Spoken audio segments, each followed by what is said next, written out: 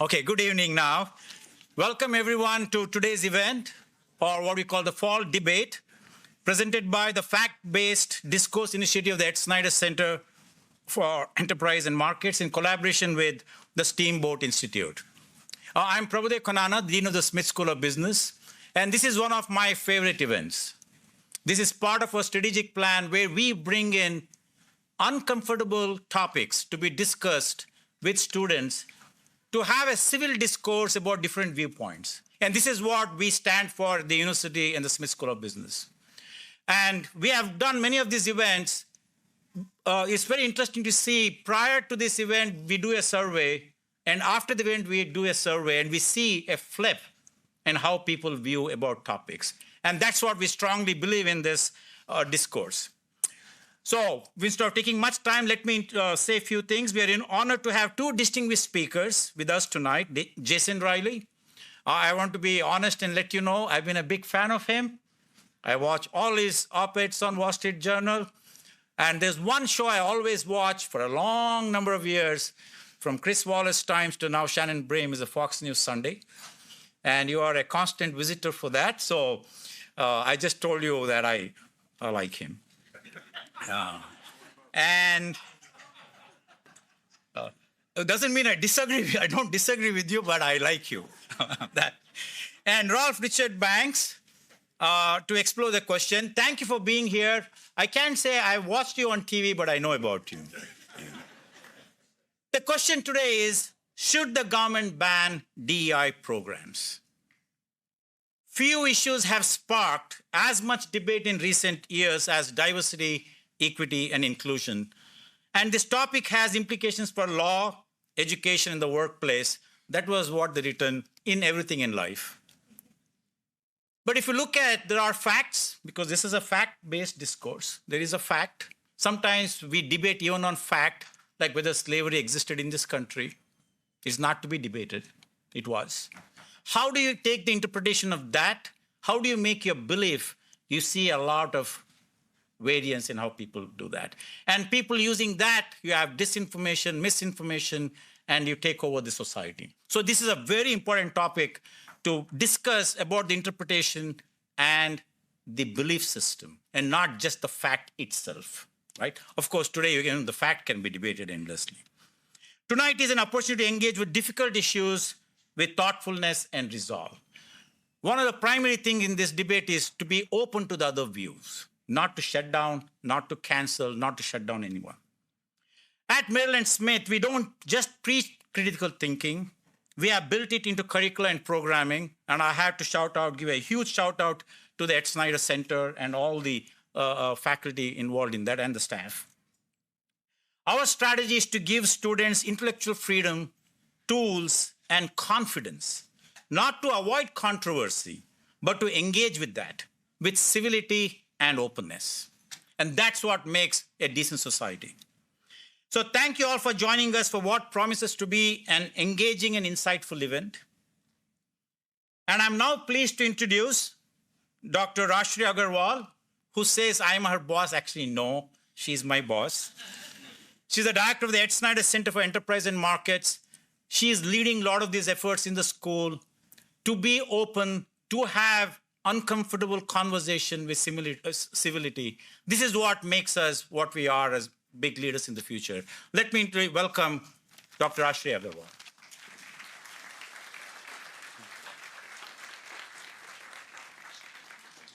Good evening, and a very, very warm welcome to my fellow faculty and staff, to alums of the Executive MBA program that I see here, to current students and recent graduates from the SBLF program at the undergraduate level, and of course to current executive MBAs too, that are participating in a very active way in this conversation.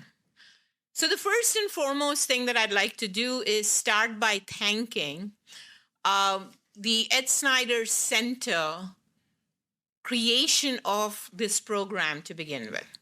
And so when we started in 2014, 2015, thanks to a very generous gift by Ed Snider, the platform was one where academia is the marketplace for ideas, and we need to reclaim academia as the marketplace for ideas, because academia is the fundamental institution that then creates future leaders in society, future leaders in business, who will then be able to emulate and live the principles that we give them here. If academia fails in this important duty, the other institutions of our country and our world collapse as well. So this is a very grave responsibility, one that we take very seriously, as you can see from what Dean Kanana himself said. Now, this means that we lean into difficult conversations.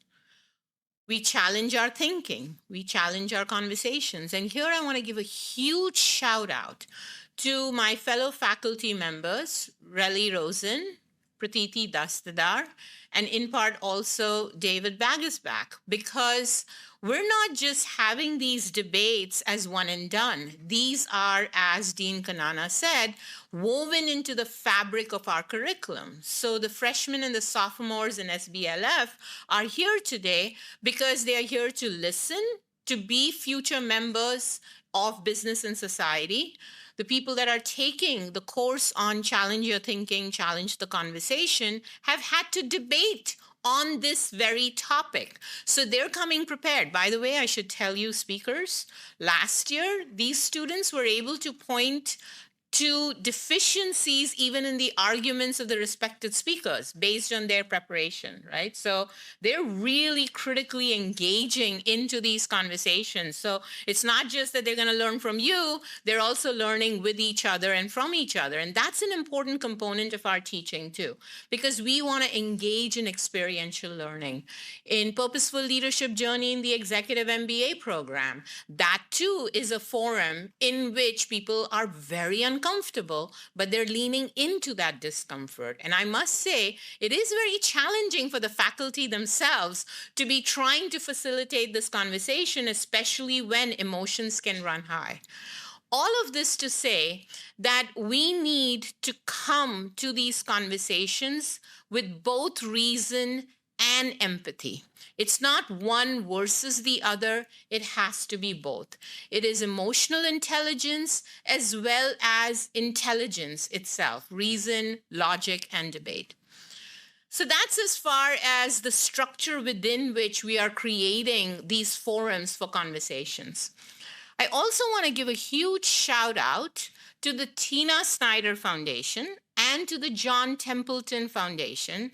Greg Wolcott is here as a representative of John Templeton Foundation. Can we give him a big hand too?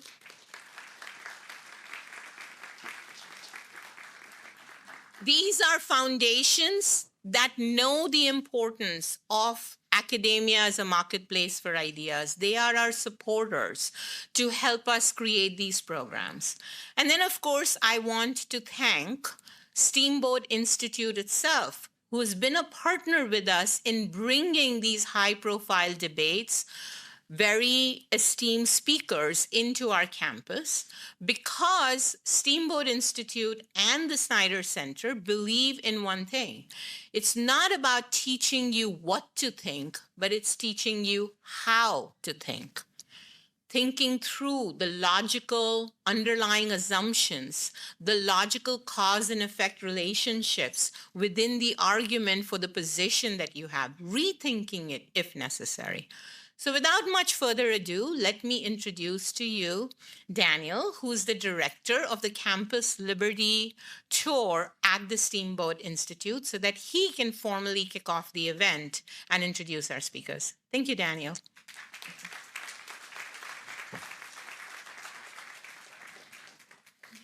Well, thank you, Rajri and Dean Kanana, for your warm welcome. We truly value our relationship with the Ed Snider Center and Smith Business School. Since we brought our first Campus Liberty Tour debate to Maryland campus in 2018, it's been amazing to see the growth and the impact of the Snider Center.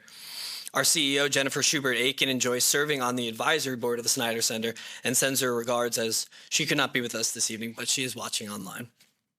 Thanks to all of you for coming out tonight, and thanks also to our live stream audience who's watching from all over the country. It's an honor to be here tonight among thinkers, those who care enough to be here, to learn and to think deeply and not merely to react. Steamboat Institute was founded in 2008 in Steamboat Springs, Colorado, for the purpose of educating people about America's first principles and fostering an appreciation of the freedom that we enjoy as Americans. We have hosted dozens of debates on college campuses across America for the past 7.5 years. Why debates? Because civil debate and discourse, not violence, are the key to solving our problems. When we stop talking to each other, bad things happen. Tonight is the 4th of 6 stops in our Fall Campus Liberty Tour. In September, we kicked off our fall semester at Virginia Military Institute with a debate on whether the U.S. is experiencing a constitutional crisis. It was a fascinating conversation between George Washington law professor Jonathan Turley and Boston College law professor Daniel Farbman. Earlier this month, we visited Cornell University with a debate on whether American global dominance is the best defense against tyranny and evil. And 2 weeks ago, we were at the University of Texas in Austin with a debate on the impact of tariffs on the economy. In November, we will wrap up the Fall Campus Liberty Tour with 2 more debates. On November 4th, we'll be at Grand Canyon University in Phoenix on whether artificial intelligence will do more harm than good. And on November 13th, at the University of Colorado at Colorado Springs on whether capitalism is superior to socialism in promoting human flourishing. You can view the full debate schedule, including topics and speakers, at steamboatinstitute.org, and be sure to pick up one of the flyers that we have here this evening with more information. With all of our debates, you can register to watch live from anywhere in the country. Just go to steamboatinstitute.org and sign up for a free viewing link. You can get some friends together, watch our debate, then continue the conversation with your own debate. And of course, all of our previous debates are available for viewing on Steamboat Institute's YouTube channel. As a nonprofit, nonpartisan organization, Steamboat Institute does rely on the support of many generous individuals and foundations to bring programs such as tonight's debate to audiences across the country.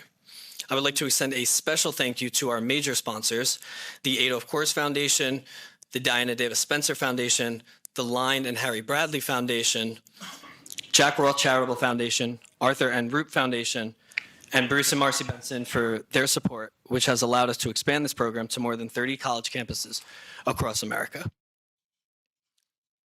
Government action to ban or restrict diversity, equity, and inclusion programs, or DEI programs, is a highly contentious issue with strong arguments on both sides. Critics contend that some DEI initiatives are illegal, divisive, and ineffective, while supporters argue that DEI is a crucial tool for creating fair and inclusive workplaces and educational environments. Tonight's program will offer a fair and balanced debate on the following resolution. Be it resolved, the government should ban all diversity, equity, and inclusion programs. We now invite all of our audience members, including our live stream audience viewers, to respond with your view on this resolution, either agree, disagree, or undecided. You could see it up on the screen. Before the debate begins, using the QR code we provided you, if you are watching the live stream, you will also see the link in the chat. We will then ask your opinion again after the debate is over to see if your opinions have changed. And now it's my great pleasure to introduce our speakers and moderator for this evening, so let's give them a warm welcome. Thank you. Thank you. Arguing the affirmative on tonight's resolution is Jason Riley, opinion columnist for the Wall Street Journal, where his column, Upward Mobility, has run since 2016. He is also a senior fellow at the Manhattan Institute and provides television commentary for various news outlets. Mr. Riley, a 2018 Bradley Prize recipient, is the author of 4 books. Let Them In, The Case for Open Borders, published in 2008. Please Stop Helping Us, How Liberals Make It Harder for Blacks to Succeed, published in 2014. False Black Power, published in 2017. And Maverick, a biography of Thomas Sowell, published in 2021. Mr. Riley joined the Wall Street Journal in 1994 as a copy reader on the national news desk in New York. He moved to the editorial page in 1995, was named a senior editorial page writer in 2000, and became a member of the editorial board in 2005. He joined the Manhattan Institute in 2015. Born in Buffalo, New York, Mr. Riley earned a bachelor's degree in English from the State University of New York at Buffalo. Let's give a warm welcome to Mr. Jason Riley.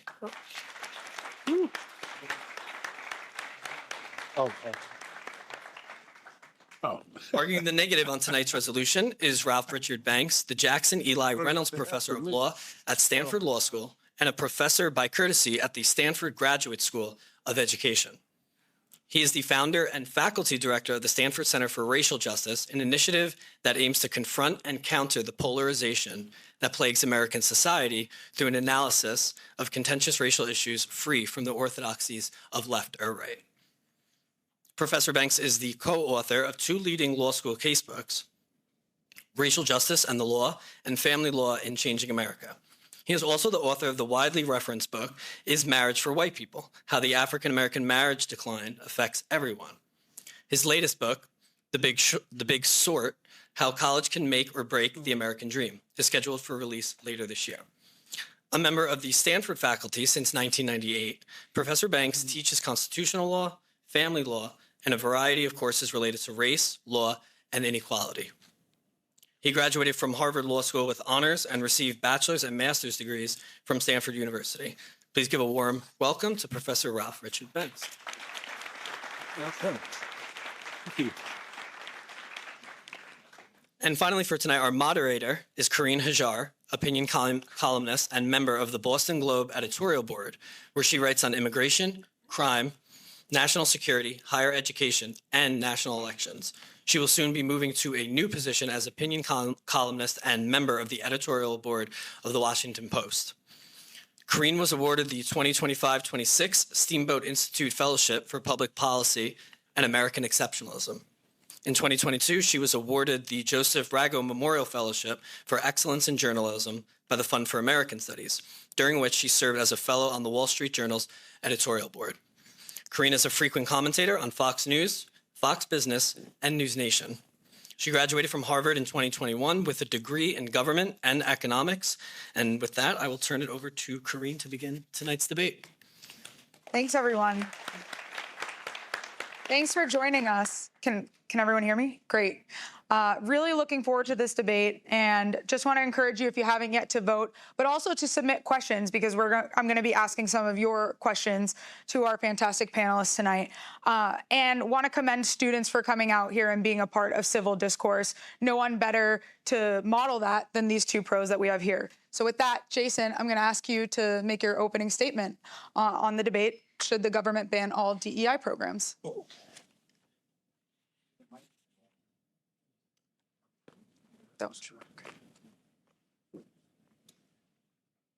Well, thank you for that introduction, and I also want to thank the Snider Center and the Business School for hosting us, and thank Carine and Professor Banks for taking the time to be here.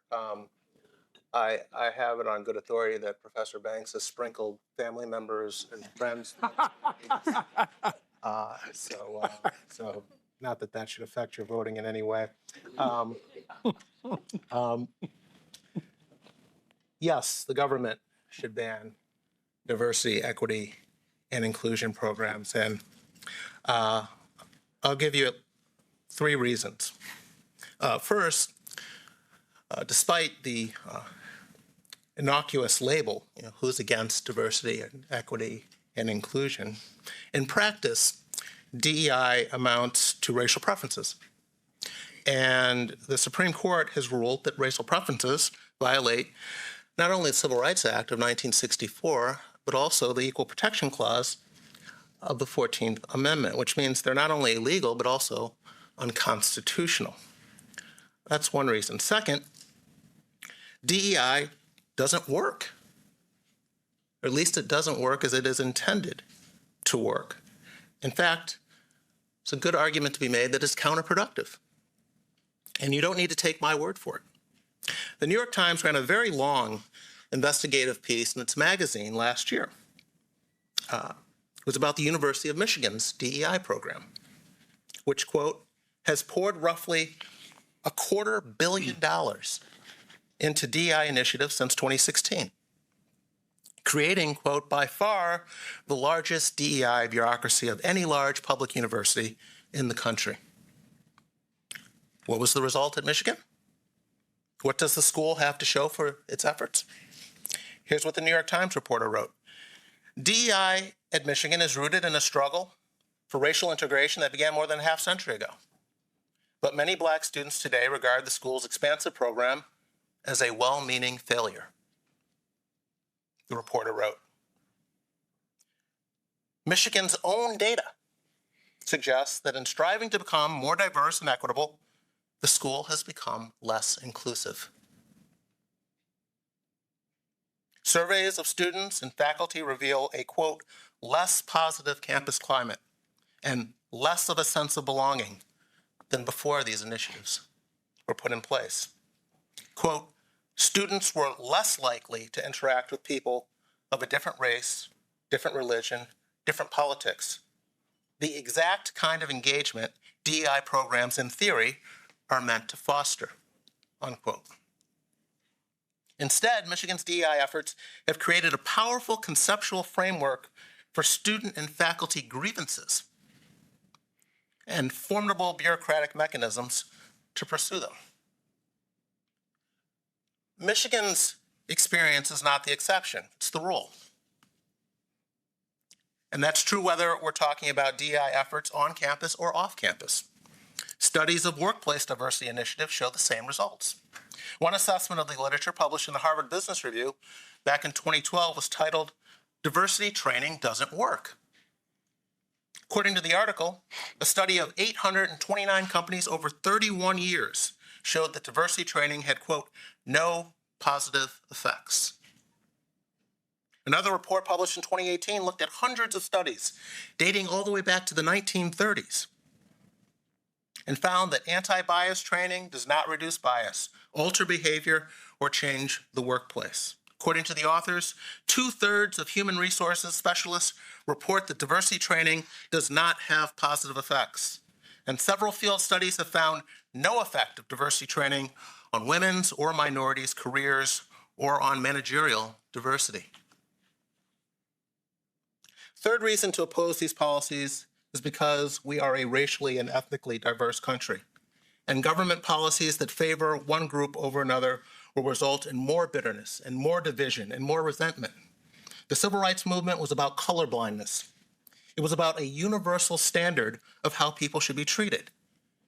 It was about ending discrimination based on race, not changing who's on the receiving end. It was about treating people without regard to race and ethnicity. DEI policies do the opposite of that, and the government should have no role in promoting them. Thank you. Are you coming? Okay, because I'm not. You're up, Professor Bates. Well, okay. Thank you. Okay, I just want to correct the record to start with. I do not have family members here. I have a family member here. Just one. No, but thank you. It's a pleasure to be here. I'd like to thank the Steamboat Institute and also the Snider Center. Dr. Agarwal, who's here somewhere. Thank you for hosting this. And Dean Konana, thank you for hosting us.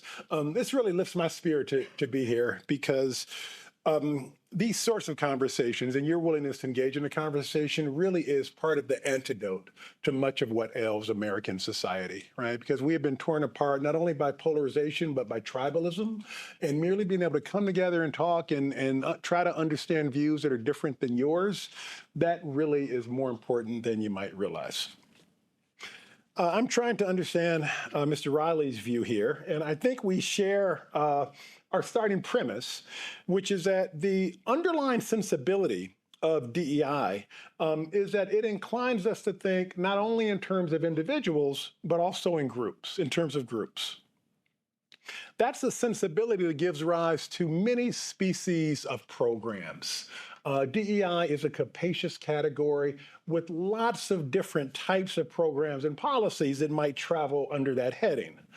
I should be clear that I am not here to defend every type of DEI program. There are some types of DEI programs that I adamantly oppose.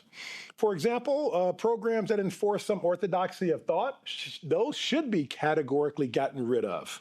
Programs that narrowly fixate on promoting equal group outcomes to the exclusion of all other considerations, those programs should be gotten rid of. But a categorical prohibition would sweep much larger than those two discrete categories of programs. A categorical prohibition would be misguided, illegal, and undesirable. I too have 3 reasons why, and we didn't plan that. The first reason a categorical prohibition, the first problem with categorical prohibition is that it would probably be unconstitutional. I don't know that we have lawyers in the room, and we can go into this as much as we want in the Q&A, but there are 2 problems. One problem is what we call the due process problem, which is that a broad prohibition on DEI would raise a question that it would be very difficult to answer, which is precisely what's prohibited and what's permitted. One, frankly, won't know what's on which side of the line. This is a necessary consequence of there being so many types of programs that might travel under the heading of DEI. This due process problem should result in the invalidation of any simple categorical prohibition on DEI programs. The other constitutional problem is the free speech issue. The DEI programs that are categorically prohibited would constitute a First Amendment problem because that prohibition would limit what people can say. The second problem with the categorical prohibition is that it would conflict with existing federal law. There are existing federal programs that require institutional decision makers to think and act in terms of groups. One example is the Americans with Disabilities Act that requires employers, schools, and other entities to think about whether a person is disabled and how their policies might affect disabled people. Any order that conflicts with that law would be a problem. The third reason that a categorical prohibition is a problem is that it would eliminate worthwhile programs. Some DEI programs are undesirable, but many of them are worthwhile. Many of them are meritocracy promoting. They don't reallocate opportunity, they actually expand opportunity for everyone. We can talk in the Q&A about some of the particular programs that might expand opportunity, but for now, let me just note that if one wants to end DEI categorically, you should be careful what you wish for. Because if we were to roll back the clock to the pre-DEI era, we would actually eliminate programs that most of the people in this room have or will or would want to benefit from. Oh, I'm 30 seconds early. I'll reserve my time.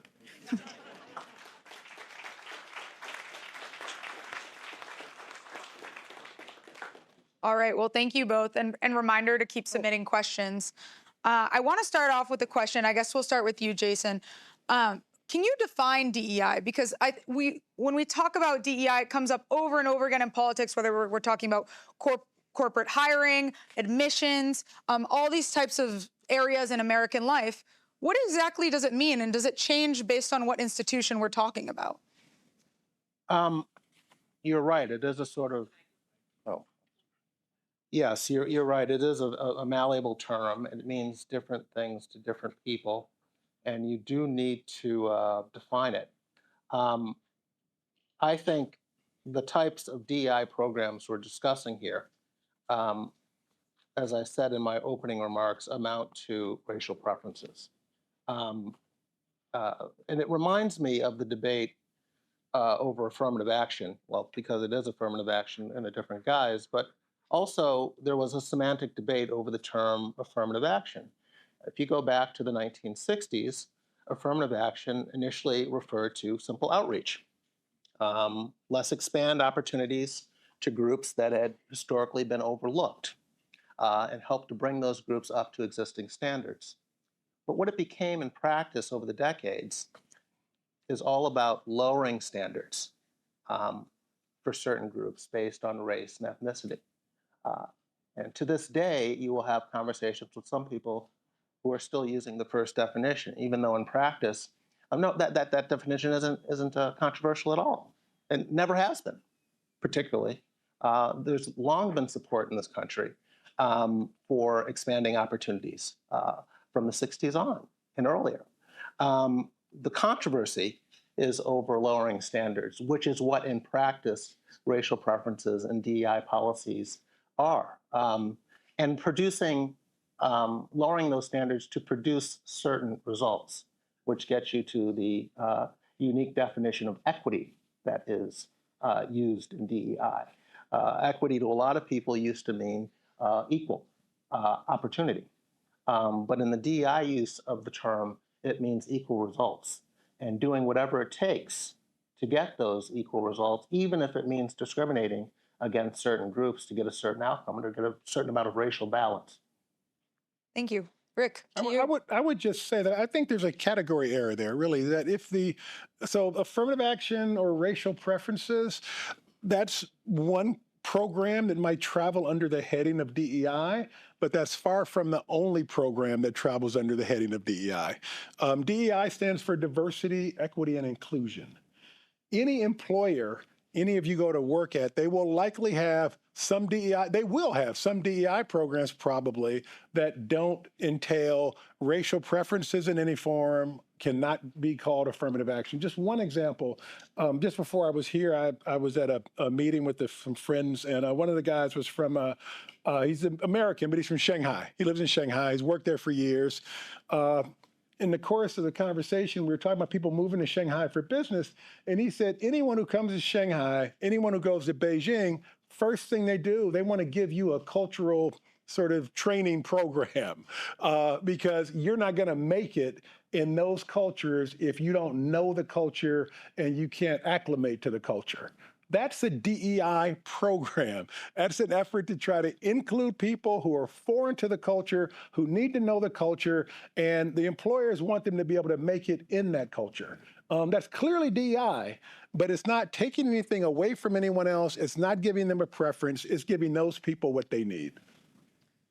Also, another broad question. When we've been hearing about DEI in our political discourse, it's either this mode to justice, this path to justice, or it's a divisive attempt to, put up barriers between Americans. Is DEI well-intentioned? Whether or not, we're going to debate the merits of DEI, but at its conception, was it well-intentioned? Yeah. So I'll start. I think everyone thinks they're well-intentioned, right, in their view. And DEI certainly was well-intentioned. And one way to think of one way that it's needed, for example, again, is that if we have a hiring program, imagine the corporation is hiring lots of students, right, from a school like this, and they decide they want to have a program for first-generation professionals. The program for first-generation professionals is for people primarily who never had a person who's been a professional in their family, and there might be some things about corporate culture that they're unaware of. They just don't know how things work. Or you might imagine a university that has a program for first-generation students. Those are programs that seem to me to be clearly well-intentioned, and they also seem to further the goals of the institution, and they help a group of students in a way that doesn't harm any other group of students. Jason, Well, that's the problem. That they help students and don't harm students? No, the problem is individuals versus groups, and there's an inherent conflict there. If you're going to treat people as individuals and expect certain group outcomes, those two things are incompatible in practice, and that's the problem. However well-intentioned they might be. Harvard was discriminating against Asian students in the name of diversity. To them, the Asians weren't bringing the diversity, the kind of diversity they wanted. Even this term diversity is malleable. What are we talking about? Do Asians count as a diverse group? Are we talking about East Asians or South Asians? Can you have too many of them? Do Jews count as a diverse group? I mean, this is the path you go down when you are when you move away from a purely meritocratic standard. And it's a dangerous road. We are a multiracial, multi-ethnic society. We used to be a society where the government did sponsor, support, enforce racial discrimination. I thought it was progress moving away from that. But here we are with DEI being put forward as a way to use race to get certain outcomes. We used to do that. We stopped doing that. We should not start doing it again. So let me just note that since I teach at Stanford, I'm not going to defend Harvard, and I might be with you on that one. But I will say that the ways in which DEI affects most people in the United States are actually not in selective school admissions, right? The ways in which it's affected most people in the United States are in areas like police departments or fire departments. And if we go back to the 1970s, most of those departments were all men, virtually no women. And the reason they were all men and virtually no women is because among the hiring criteria, which was presumably meritocratic, was a test of upper body strength. If you wanted to be a cop in any city in the nation, if you wanted to be on the fire department, you had to demonstrate a certain amount of upper body strength. Now, it turned out women didn't have the same upper body strength that men had, and so they were locked out of these jobs.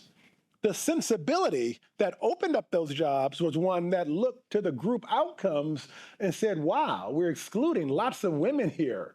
And then they re-examined the criteria and determined that maybe those criteria weren't really meritocratic, and maybe there could be another set of criteria that's not rooted in masculine norms of what a policeman or a fireman should be, and maybe those revised meritocratic standards would open up more opportunities for women. And they did.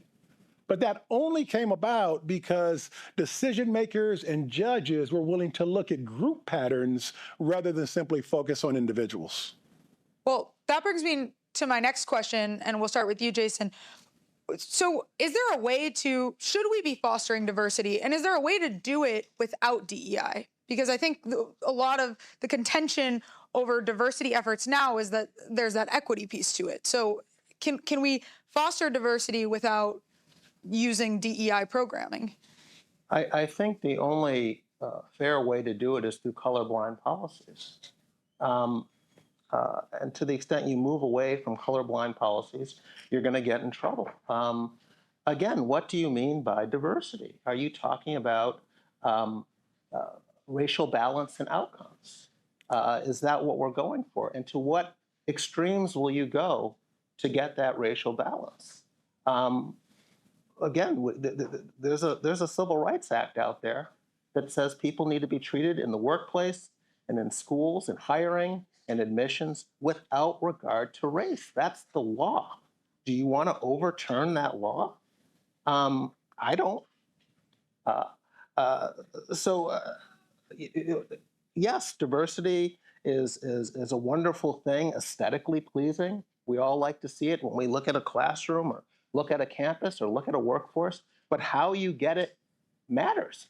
How you get there matters. And so however aesthetically pleasing it might be to the eye, we're a nation of laws, and we're a nation that supposedly treats individuals without regard to race. And I think that is an important principle to maintain. And I would just add that you actually can pursue diversity through colorblind policies. You can have DEI policies that are also colorblind, right? So the equation of DEI with, you're choosing people on the basis of race, affirmative action, racial preferences, I think that's really wrong. Again, one example. Before the Civil Rights Law passed in 1964, lots of employers hired people through word-of-mouth hiring. What that means, in short, is that they hired people by hiring the friends of the people who already worked there. Now, if you have an all-white workforce and you hire the friends of the people and the family members of people who already work there, the workforce is going to stay that way. And that's what was happening in lots of employment settings across the nation. What the Civil Rights Law did, and this is the diversity and inclusion sensibility, was that, it required employers to post their job listings, post them publicly, accept applications from a broad array of people, from a diverse array of people. It required them to make announcements, to publicize job openings. And once you do that, you're going to bring in a different, more diverse group. That's the DEI initiative. And we do that in part because we were concerned about the racial homogeneity of the people who were resulting from the friends and family hiring. I think if you go back and look at racial integration patterns whether we're talking about on college campuses in the workforce or where have you, you saw it happening prior to the implementation of racial preferences, particularly in the 1970s, beginning in the late 1960s, but the first full decade of affirmative action was the 1970s. And if you go back and look at what was going on in the 40s and 50s and 60s, you saw blacks making gains, not just in absolute terms, but relative to whites, in income, in terms of home ownership, entering the skilled professions, and on and on and on. A lot of that progress began to stall, and in some cases even reverse course after the advent of racial preferences, after those policies were put in place. And I'll give you a quick example. In the 1950s and 60s, blacks were increasing their years of completion of school, both their high school graduation rates and the rates at which they were entering college. In fact, they were entering college at higher rates, faster rates than whites were in the 40s and 50s and 60s.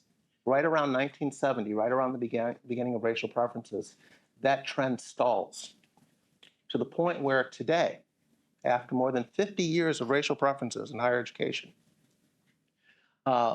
blacks' college completion as a percentage of white college completion is right about where it was in 1970. So these policies, I'd argue, are not only unconstitutional, and not only not working as intended, they're actually counterproductive. We were seeing integration happening in professional fields, on college campuses, and in many other respects prior to the implementation of these policies. They're simply not working as intended. And to the extent that they are working, they're working for blacks who are better off already. In other words, these policies were not put in place to help the children of Wall Street Journal columnists or Stanford law professors, but that's who they tend to help, not the black poor, in whose name they were put in place and whose name they are defended to this day. Those are not the folks that are being helped by these policies. Oh, my. Okay, you're gonna let me just highlight what I think is our real divide here is that I feel that there's a push to try to equate DEI with affirmative action, and I think that's just wrong, right? Affirmative action is a type of DEI program, maybe it's a species of DEI.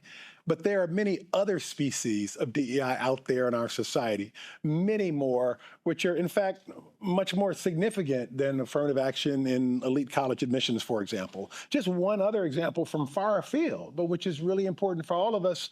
For many years, doctors in coming up with new medicines and testing new medicines relied on a pool of white men as the test pool. And then someone said, the fact that these medicines work on white men, does that mean they'll work on women? What about men of other races? Maybe what we need to do is we need to take some special steps to try to recruit racially diverse and mixed gender pools of subjects to take these drugs and see if they're efficacious or not, right? That's a diversity initiative. It was trying to diversify the pool of research subjects so we could understand whether the medicines that are intended for all Americans will actually work for all Americans. That's not a preference. That's something that makes the medical establishment, makes the world of medical treatments better for all of us. So I want to turn to the Civil Rights Act because it's come up multiple times in this debate. If racial preferences violate the Civil Rights Act, as you said in your monologue, Jason, then how do we address the lingering inequalities that exist today? Do we address them? Well, those inequalities were being addressed.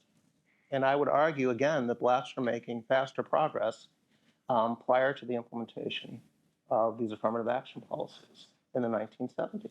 Again, you can look at home ownership rates, you can look at unemployment rates, you can look at income levels, and on down the line. Blacks are making a tremendous amount of progress. So the idea that whatever progress we see today is a result of these preference policies is starting the story in the middle, not at the beginning. This progress was, just to give you a quick example, between in 1940 and 1960, the Black poverty rate in this country fell by 40 percentage points. 1960 is not only before DEI or affirmative action, it's before Voting Rights Act. It's before the Civil Rights Act. It's before a Black president. It's before Blacks had any kind of real political power in this country in terms of running big cities with large Black populations. A 40-point drop in Black poverty. Now, Black poverty has continued to decline, but to say that that's because of diversity programs or affirmative action or DEI is simply getting the order wrong or starting the story in the middle. Progress was taking place before the Voting Rights Act passed and the Civil Rights Act passed, which is not to say that we didn't need to pass those laws. Those laws made this country more just. And I certainly wouldn't want to go back to an America that didn't have those laws in place.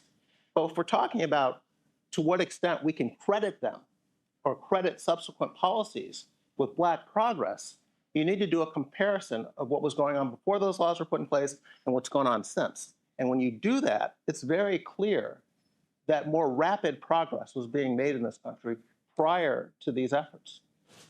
Rick, your response? Well, I would just say that, and you know, I don't want to go back to the 1940s or 1950s, no matter how nice that era might have seemed. But I do think, frankly, that we do have some problems in American society. The gap in wealth, the average Black family in 1965, 1970, when you look at when you compare the average wealth holdings, the average white family had about 7 or 8 times the average wealth of the average Black family. Those numbers have not diminished much, if at all. So we still have an extraordinary gap in wealth and then all the other sorts of inequalities that are associated with that. We still have those in our society, and we very much need to try to remedy them. But to see the choice as either we do nothing or we have lots of affirmative action, that's just a false choice. And this is actually the issue that I engage in my new book, which will be forthcoming in 2026, called The Miseducation of America. And what we need to do, frankly, is to rethink the role of education, the role of higher education in particular. We have allowed higher education, which should be a ladder of opportunity, to too often become an obstacle to opportunity. That's the big question that we need to engage, but that's a much broader question than whether we should or should not have affirmative action or diversity. Well, I guess what I'm stressing here is that these policies have not only been ineffective, in my opinion, they've been counterproductive. I would argue that they are a large reason why a lot of these positive trends began to slow, starting in the 1970s, when we turned to racial preference policies and turned away from equal opportunity policies as the priority. Just to give you an example, we're on a college campus, to use the higher education example that I referred to earlier. Let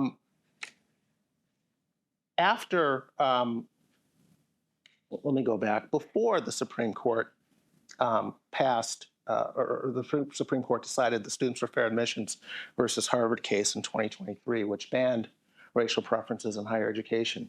A number of states had already passed initiatives doing the same thing. California had passed one, Texas had done it, Michigan had done it, Washington State had done it, Florida had done it. So we have some idea of what would happen after these bans were put in place. In California, the ban was passed back in the mid-90s. They banned racial preferences in college admissions. And what happened after the ban? Well, at the flagship universities, UCLA and Berkeley, you initially saw a drop in Black and Hispanic enrollment at those schools. Temporarily, you saw a drop. But what you also saw was an increase in Black and Hispanic enrollment throughout the University of California system, higher Black and Hispanic enrollment after affirmative action had been banned. What's going on here? Well, affirmative action had been mismatching kids with schools. It had been shoehorning less prepared kids into schools where their abilities did not match those of the students at that school. And we know from a lot of research that one of the most important things in matching a kid with a school is that their skills match those of the other kids at the school.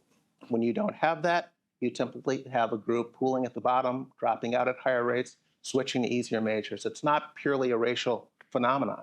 If Harvard decided to let left-handed redheads into the school with SAT scores 300 points below those of the average student at Harvard, you would see left-handed redheads graduating at lower rates, dropping out at higher rates, switching to easier majors. It doesn't matter whether we're talking about the children of alumni legacies, athletes, or non-athletes. That is what happens. After California stopped doing that, kids went to schools where they were better able to handle the course load. They not only graduated at higher rates, they graduated with higher GPAs, including in the more difficult fields of math and science and engineering. So affirmative action, a policy that had been put in place to increase the ranks of the Black middle class, to create more doctors and lawyers and so forth, had in practice been producing fewer Black professionals than we would have had in the absence of the policy.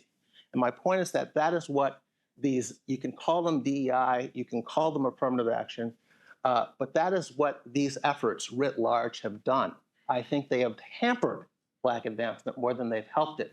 So the idea is not what you replace it with. You stop doing something that is hampering advancement. You don't replace it with something else.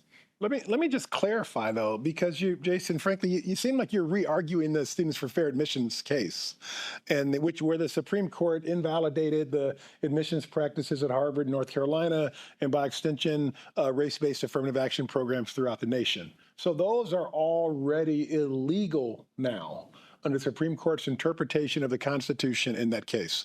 So if there were, hypothetically, to be or maybe not, to be a categorical prohibition now on DEI, it would apply to all the other programs that are not already prohibited, right? All the other DEI programs, the hiring programs of police departments and fire departments, the programs to recruit diverse groups of people for medical studies, all these other programs that take the form of DEI companies who want to give culture programs to foreign lawyers or foreign business people, companies that want to sponsor first-generation professionals, all of those sorts of programs would be the programs prohibited.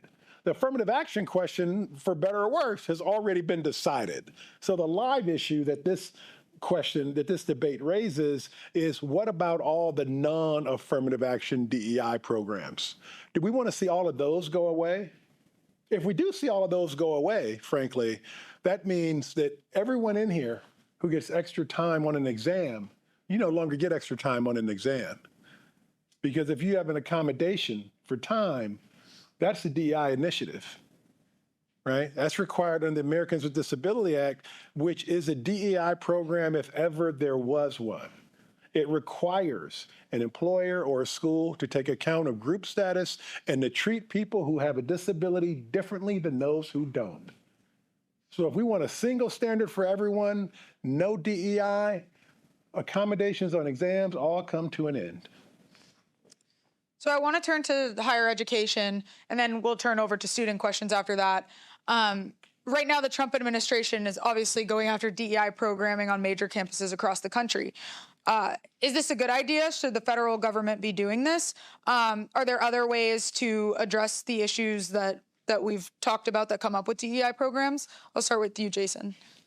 Well, yes, I think it is a good use of the administration's time to enforce these laws. If they think that schools are cheating or coming up with proxies for race to use to continue to get the racial balance on campus that they want, I do think that is a good use of the administration's time.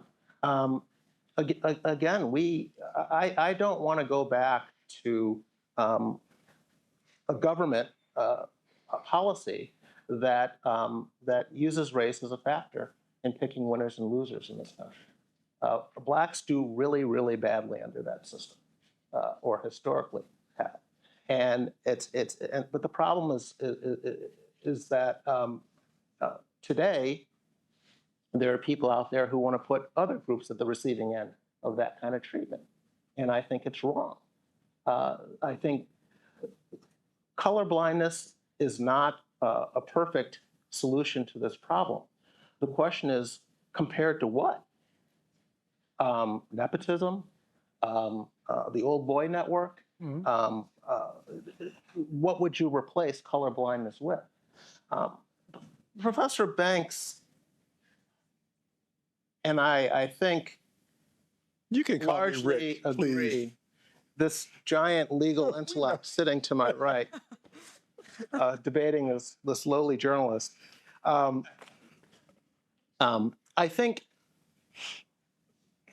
the debate here is not over DEI writ large, because he's right, there are aspects of DEI that are non-controversial, just like there were aspects of affirmative action that were non-controversial. We're not debating those. We're debating those aspects of DEI that come down to a reprise of affirmative action and racial preference. It's a way to get around the law, a way to get certain outcomes by taking race into account, even though it has been deemed illegal and unconstitutional. That's what the debate is about. Well, I mean, I would disagree with that. I didn't think, because the affirmative action debate, again, for better or for worse, is being resolved by the Supreme Court. So the issues that I thought we were talking about are all the issues that are DEI other than affirmative action. Those are all the issues that seem to be most important to me. And to your initial question, President Trump and his attack on universities and many other aspects of society, frankly, I think that many of these attacks are misguided, they're overwrought, some of them are malign, they can be terribly destructive. But all that is not to say that there are not real problems. So some of the diagnoses may be correct, even if some of the treatments might be worse or as bad as the disease. And that's where I think we actually are. The problem is not that he's taken a critical stance toward universities, because as one who has made his living at a university, there are indeed many problems on campus. And that's real. We should be able to acknowledge that. But what we need to address those problems is more a scalpel than a sledgehammer. And President Trump is taking a sledgehammer to higher education. And I don't think our problems are going to be solved by revoking any institution's accreditation, by pulling government funding away, by making it impossible for foreign students to come to the United States. Those are not the sort of goals we should be behind. So another question about higher education. I think when we're talking about DEI, especially on campus, it's been equated with this decline in discourse. And we know the numbers show that students are having a harder time expressing or are more scared to express themselves publicly, to disagree publicly on campus. Is DEI related to that? And if so, how? Well, that's why I cited the New York Times Magazine story that did this long report on what was going on at the University of Michigan. Yeah. No one has invested more money in DEI over the past decade than the University of Michigan. And it's not working. It's created more resentment on campus, more polarization on campus than they had before these initiatives were put in place. That's not, my opinion. That's based on a report, not only in the New York Times, but the New York Times was quoting the University of Michigan's own internal reports on how its DEI initiatives were going over. So I think that's enough evidence for me. And I actually don't disagree with that discrete point. It may be the case that if the University of Michigan has 100 programs, say, I'm just making this number up, but 100 programs that might go under the heading of DEI, if 30 or 40 or 50 or even 60 of those are harmful programs, we should get rid of them. But we should not get rid of the other 40 programs that are actually serving a useful purpose simply because 60 of the programs are harmful. And just let me follow up on something Professor Banks said earlier about the Trump administration overreaching. I would agree with that. Using DEI as a pretext to go after research grants that are going to cancer or Alzheimer's research is ridiculous and completely out of line and completely wide of the mark. What I do agree with the administration, however, is in highlighting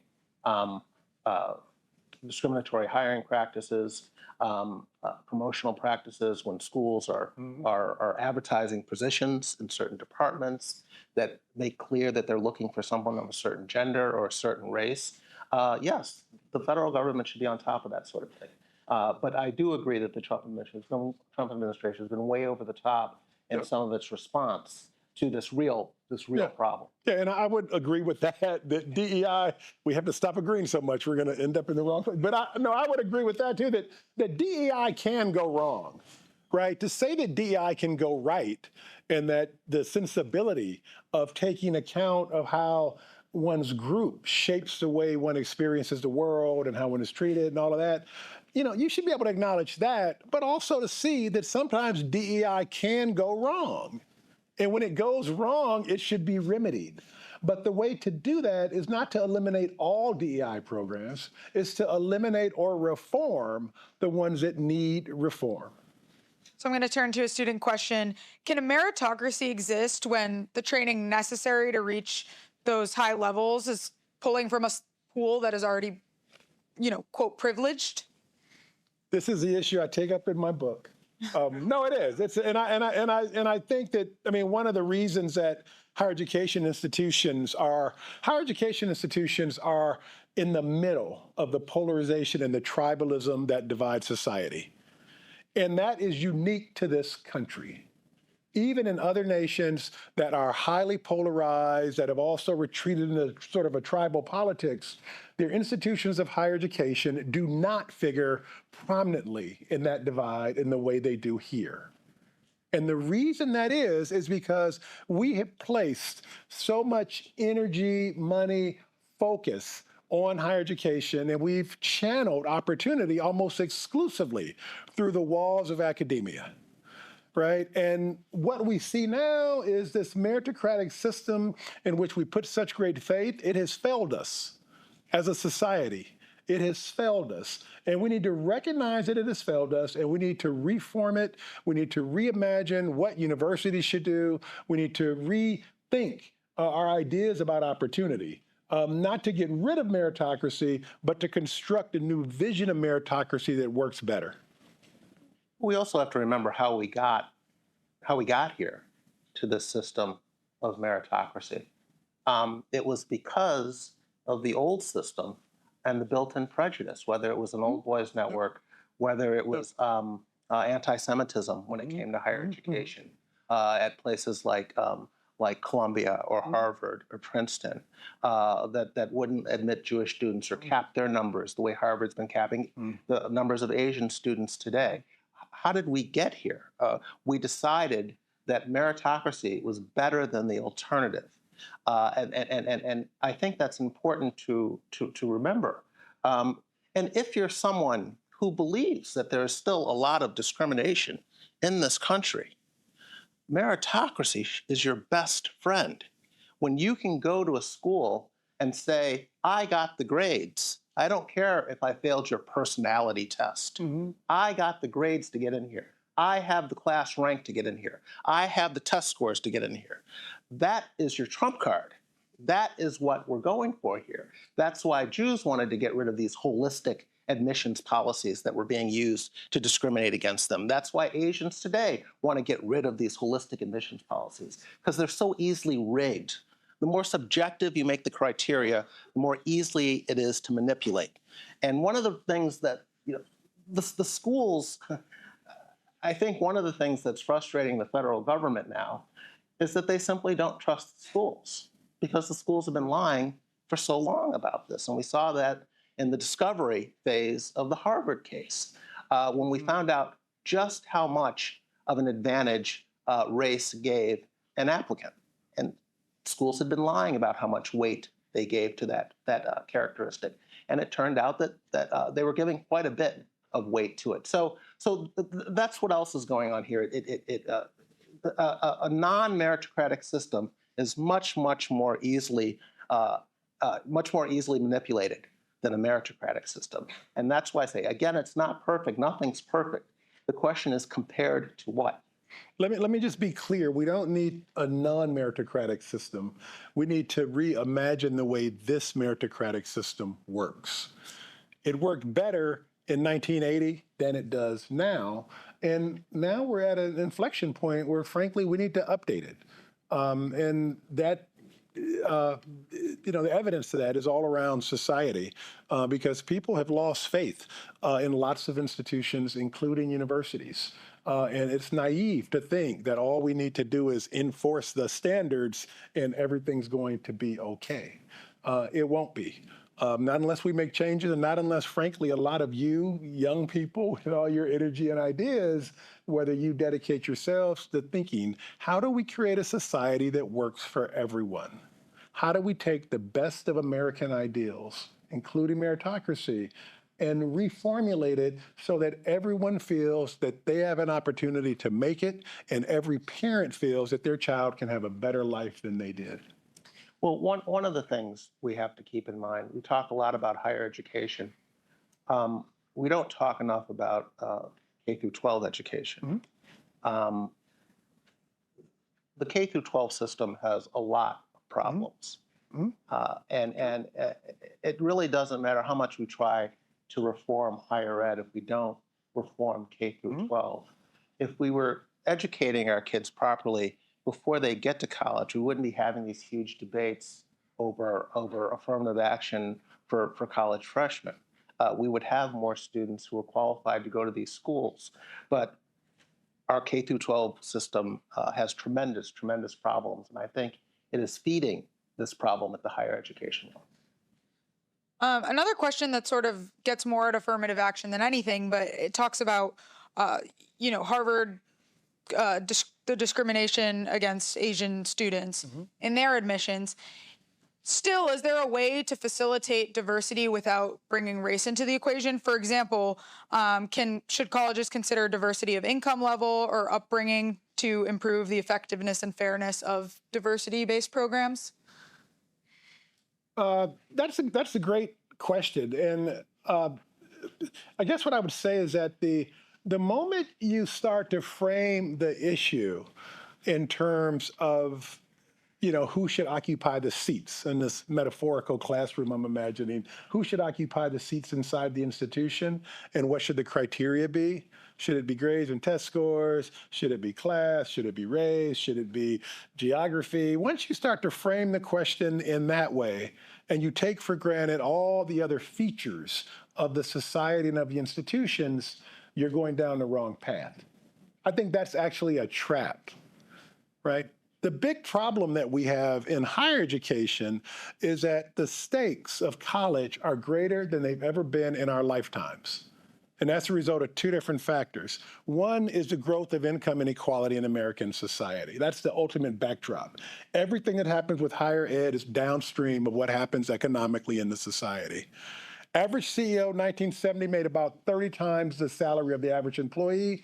Now the average CEO makes 300 to 400 times the salary of the average employee.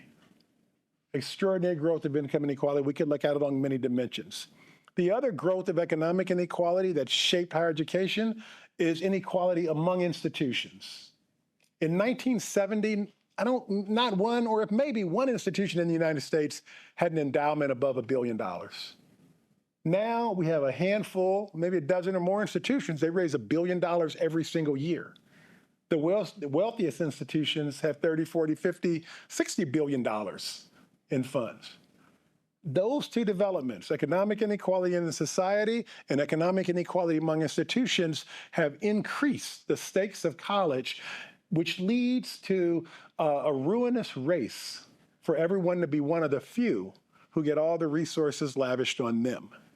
We've created, and we don't have to do this, but we've created a winner-take-all society within higher education.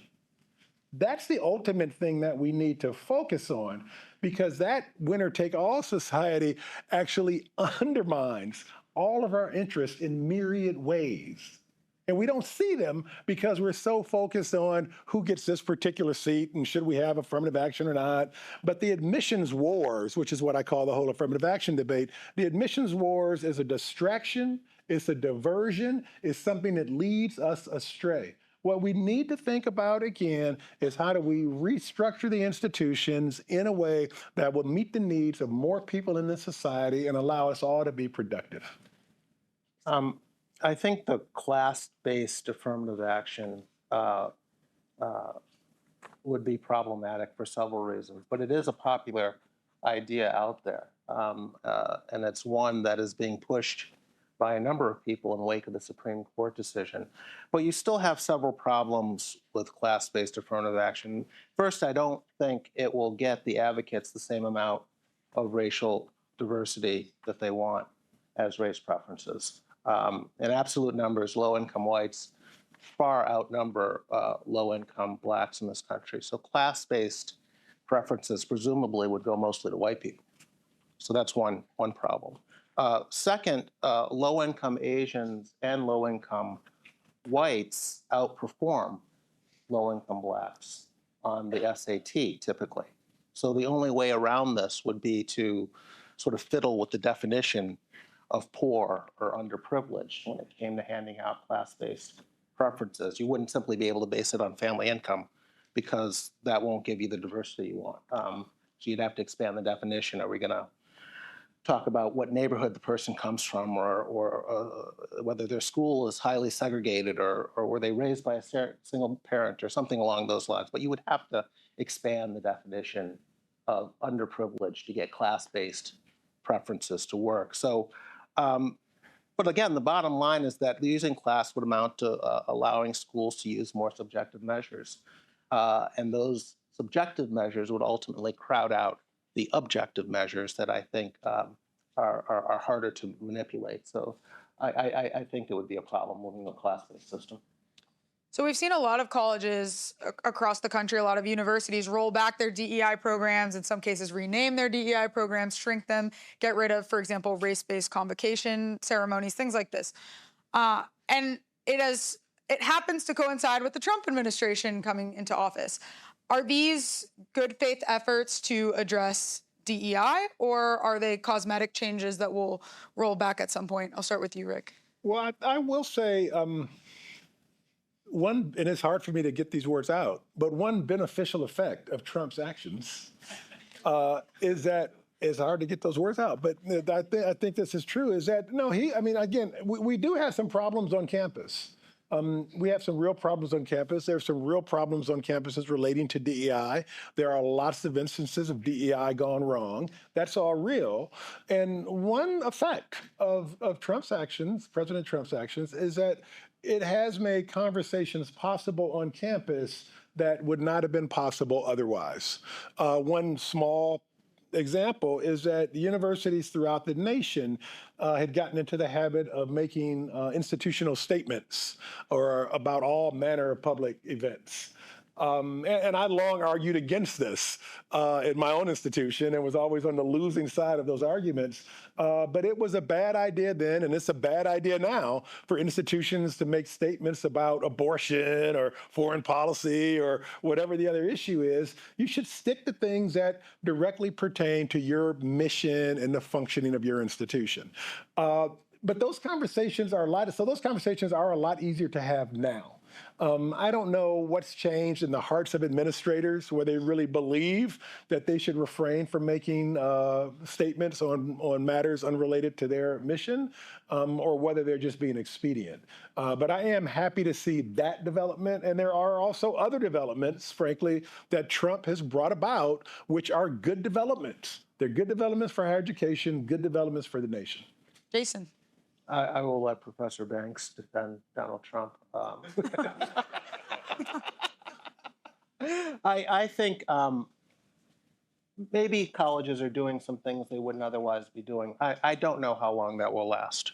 I don't know if what we're seeing here is surrender or sort of strategic retreat while the Trump administration is still in power. And once Trump is out of office, these schools will go back to doing what they were doing before. I don't know. Maybe there will be a critical mass of people who prevent them from doing that because they like the way things are going, and it'll be harder to explain it to donors or what have you. Yeah. But I think it's too early to tell. Also, and this goes back to the administration's overreach. Remember, a lot of what started this was anti-Semitism on campus that Trump was responding to. anti-Israel protests and encampments and the response to October 7th and all of that. And he's used that as a pretext to go after Alzheimer's funding and try and reverse grants that had already been issued. And I think that's way out of line. I don't think it'll survive judicial scrutiny. And it's over the top. I also don't want to live in a country where the government is telling schools who they can hire and what they can teach. I think that is a bad road to go down. And anyone who studies history knows that ends badly. Again, I see a lot of overreach in what the administration is doing, even if they initially started down this path with good reasons. And I would agree with the overreach. There has been enormous overreach, and I also worry about the effort to disable universities because we collectively play a vital role in the nation. And one of our functions is to provide a counterweight or counterbalance to the centralization of power, and that's important. Because one of the things that makes America great is that we did not allow power to be centralized in any one person or even any one function of government.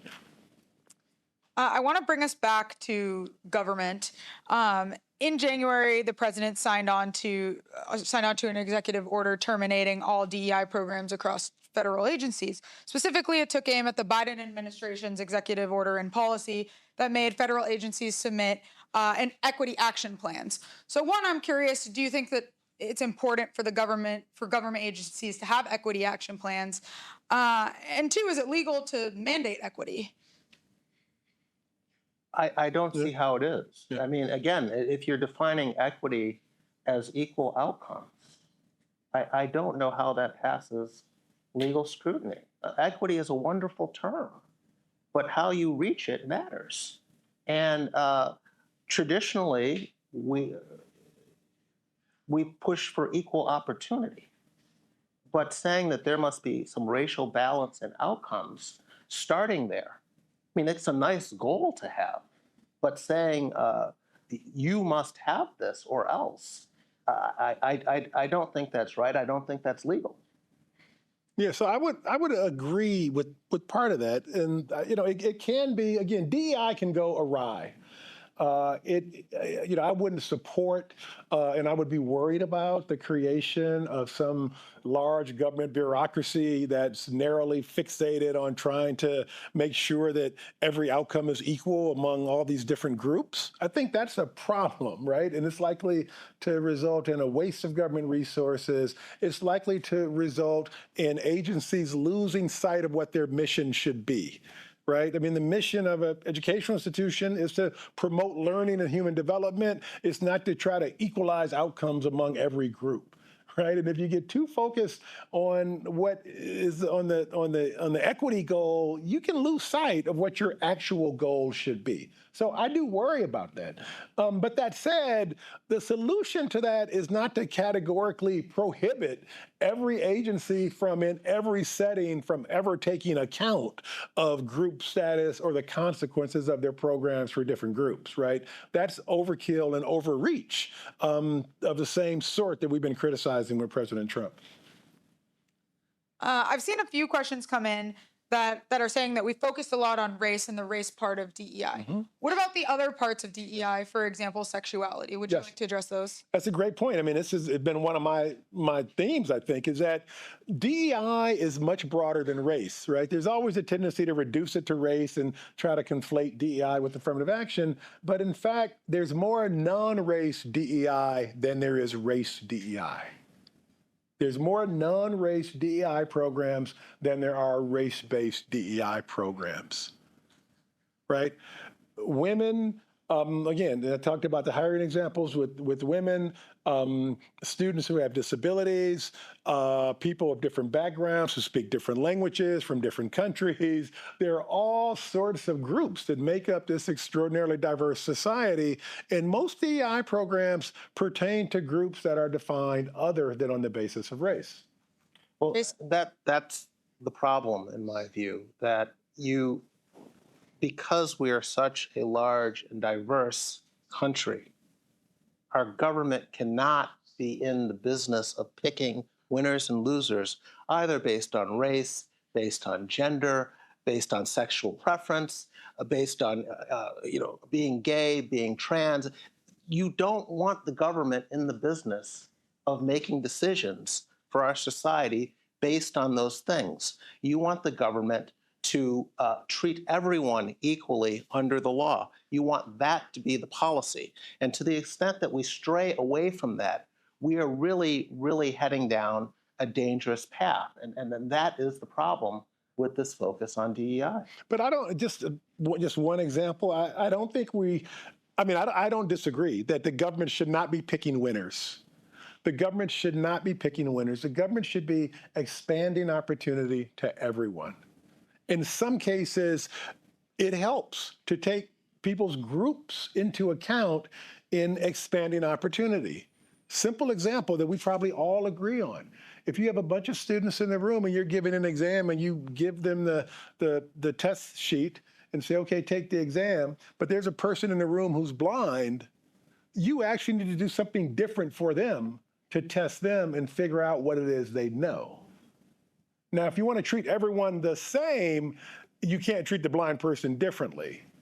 But that would be absurd to not treat the blind person differently. The blind person needs to be treated differently so that we can ascertain their capabilities. That's a meritocratic use of DEI, not an affirmative action reallocation of opportunity use of DEI. And there's a lot of DEI that is promoting meritocracy, that's expanding opportunity, that's making things better for everyone, rather than simply trying to ensure equal outcomes. All right, well, we're going to move on to closing statements now, but before we do that, I just want to remind everyone in the audience to now vote at the end of this debate here. You're going to get a text on how you're thinking about our debate question, whether or not the government should ban all DEI programs. So just keep an eye out you should get a text, or there will be a QR code as well. So moving on to closing statements, we're going to start with you, Jason. Feel free to take to the podium. No, I'll be quick. I just want to stress that in the introductions, we heard a lot about how controversial this topic is, and I agree that it is controversial in college campuses, and it's controversial among people who follow politics closely in Washington, D.C., and so forth. But much of the public does not find this topic particularly controversial.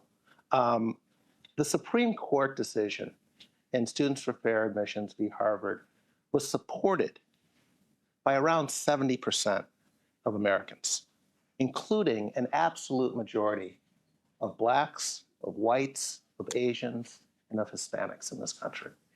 So DEI and affirmative action and racial preferences may be hugely controversial among a certain subset of Americans. But for your average person on the street, they mostly shrug. Your average person on the street, I think, believes that colorblind policies are what's best for this country. And I think that we should keep that in perspective when we're discussing this. After that decision, heads exploded on cable news and among certain politicians and so forth, but that the country mostly shrugged. And I think that tells you something about an abiding belief in colorblindness in this country as the way to go forward, regardless of where our political debates are today. Thank you. Rick? Okay, I would just say that, again, DEI is much broader than simply affirmative action or racial preferences. And even if you think that affirmative action is rightly prohibited because a program is undesirable and is harmful for society, even if you believe that in your heart, you should still oppose a categorical prohibition on DEI. You should oppose a categorical prohibition on DEI because such a prohibition, putting aside the question of whether it's even constitutional, right, which is a big question, but putting aside that issue, such a categorical prohibition would eliminate all sorts of practices in which employers, universities, medical researchers, government officials take account of group status, not because they're trying to favor one group or another, but because they're trying to produce a medicine that works for all sectors of the population, a policy that enables all sectors of the population to have opportunity, a policy that allows women to enter occupations that were previously closed to them, and so forth and so on. These useful forms of DEI swamp in number the prohibited forms that we focused on and that have been were the subject of the Students for Fair Admissions case. It should be important to our society to preserve the autonomy of decision makers to be able to engage in useful forms of DEI and only the useful forms of DEI. Those we should want to lift up, while the programs that don't work or that are harmful or counterproductive, we should end. Well, thank you both. Can everyone give our debate participants a round of applause? Okay, thank you. Thank you so much. And thanks again to the students for coming out and witnessing civil discourse in action. This is great. We're gonna fight outside after this. Okay. I spoke too soon. Do we have the debate poll results? coming up on the screen? All right, here we are. Oh, I might have to. I squint can a little. understand that. Oh man, what is Okay, Okay, so still moving a little bit. to the resolution that the government should ban all DEI programs, it looks like pre-debate 14% agreed, 64%. Am I squinting right? Disagreed, and 20-something were undecided. 22 were undecided. All right, people are going to have to help me with the agree here. Post-debate, So that's 20% agree, agreed, 71% disagreed, and 8% 8% undecided. are undecided. I think ringers in there. Yeah, we'll leave it up while it's changing. So thank you again to our panelists for this great discussion. And thank you to the Ed Snider Center for Enterprise and Markets for collaborating with us again and bringing this compelling discussion to the University of Maryland campus. I would also like to extend a special thanks to the Adolph Corrs Foundation and all the foundation supporters that were shown on the screen tonight for their support of Steamboat Institute's Campus Liberty Tour. If you enjoyed this evening's debate, we ask that you consider making a tax-deductible contribution to Steamboat Institute to help us restore civil debate and dialogue to college campuses all over America. Please visit steamboatinstitute.org to make your donation to view our upcoming debates. If you can't join us in person, remember that you can always participate virtually in our debates by hosting a watch party on your campus or in your community. You can find details and sign up at steamboatinstitute.org. And finally, tonight's debate will be available in its entirety on our YouTube channel within the next 48 hours. We encourage you to share the video with your networks. We hope you enjoyed tonight's debate, and thank you. Okay. Thank you. Thank you.